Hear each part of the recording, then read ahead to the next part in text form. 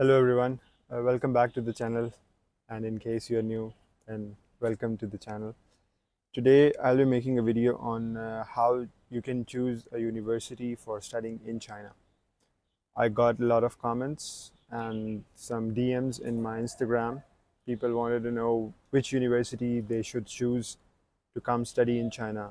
I don't want to be straightforward like answering like this university or that university. I just want to give you guys a method, you can say, or a process by which you can select the best university for you guys.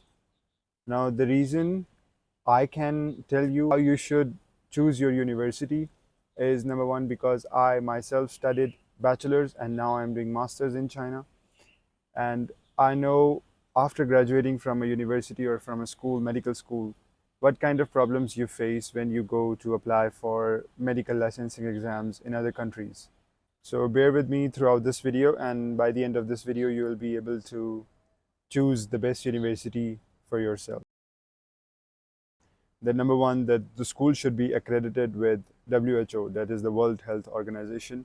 There is a list of schools that are recognized by the WHO, and that is the first and the foremost step for you to look up that school, that particular school where you want to take admission in that directory of World Health Organization. And if your school is there, then it's good. The second thing is that school should be also recognized and accredited with ECFMG.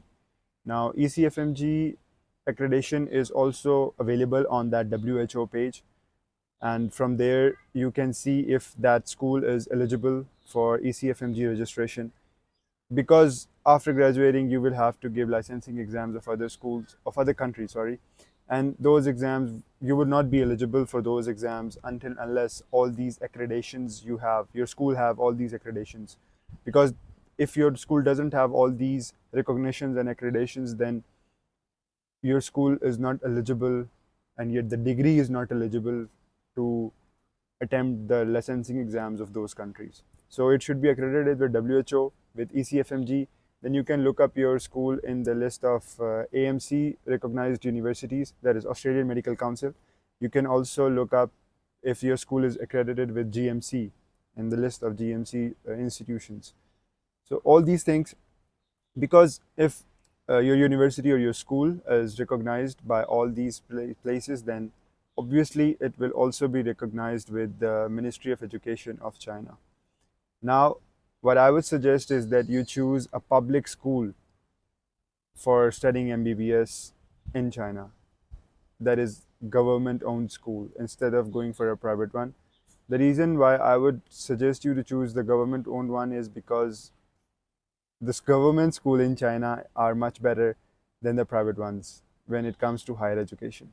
China invests a lot of money and a lot of time in upscaling the standard of education.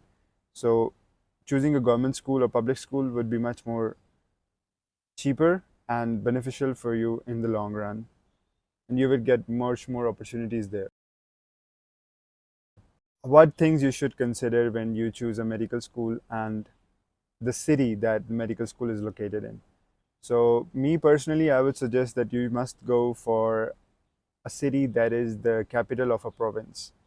Now, there are a lot of agents and a lot of people who give you admissions or who tell you that there are a lot of schools that are cheaper options, but those schools are located in some peripheral cities and in some, I don't know, some very backward areas. So that is going to affect your lifestyle a lot. There would be a big time difference, because when I did my MBBS, my school was not in the provincial capital. My school instead was the best school in that province. It was considered as the best school, medical school in that province, but it was not in the provincial capital of the city was not the provincial capital. So I did face some kind of limitations regarding the laws and the lifestyle in that city. But now where I am doing my masters, it's the biggest municipality of China and a very big and a huge metropolitan city. So there is a big difference between the lifestyle that I had in my bachelor's and the lifestyle I am having right now. So first, try to go to the top tier cities If not, then choose the provincial capital at least. The third thing that I would like to mention here is that you should consider the fees. Considering the fee is is a big factor for you, because MBBS is not like a 2 or 3 years or 4 years degree. It's going to take you at least 6 years, 5 years of education, then 1 year of internship. So, considering the financial aspects of this degree is really important, so that you do not get stuck after 3 years or 4 years, that you do not have the financial support anymore. Because it happened with a lot of people around me, and a lot of students, they encountered this kind of financial situations and financial problems after their fourth or fifth year. So you should consider the fees, because you have to be paying that fees for the next 6 or 7 years. There is also a big factor that the exchange rate of currency is going to vary. When I came to China in 2017 and I started my degree, the RMB was around 16 to 17 rupees, Pakistani rupees. So one RMB was equal to 16 or 17 Pakistani rupees. But when I completed my degree after 6 years, the RMB was around 38 to 40 rupees, one RMB. So almost it doubled, more than doubled, and the fees also doubled. I was very much privileged, and I thank my parents who supported me throughout this journey. And but this is something that you have to consider when you are choosing a university, that you would be able to support the financial needs in a long.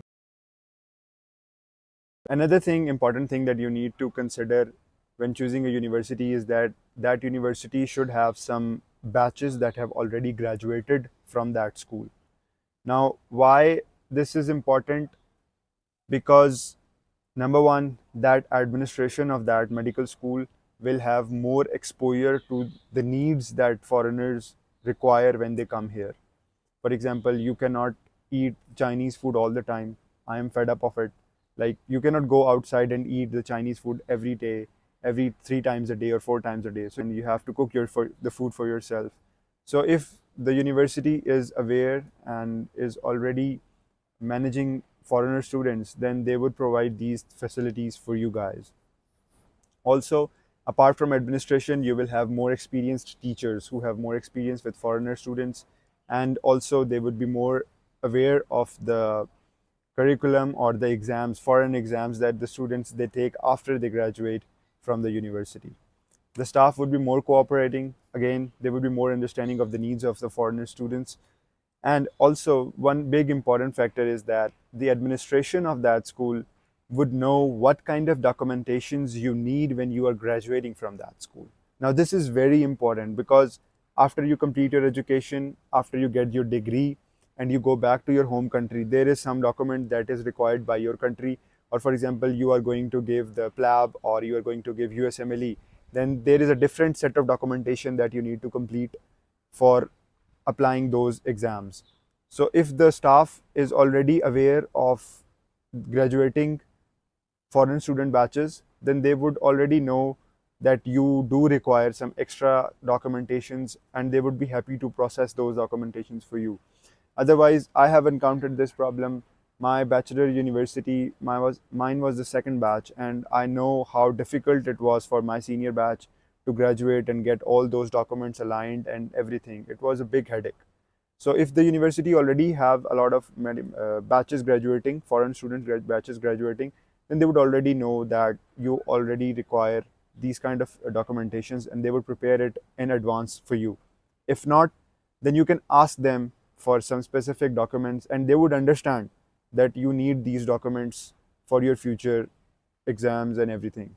So they would be more cooperating. So this is the big factor if you already have a university that is already hosting a lot of foreign students or batches have graduated. After you consider all these facts, you will have a better idea of which university you should take admission in, and which medical school will have a better outcome for you in the future.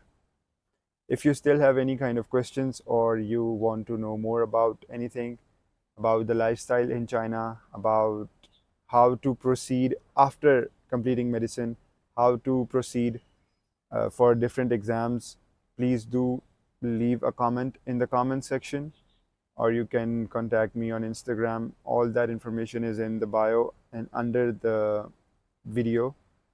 You can find all the my socials information and you can contact me there.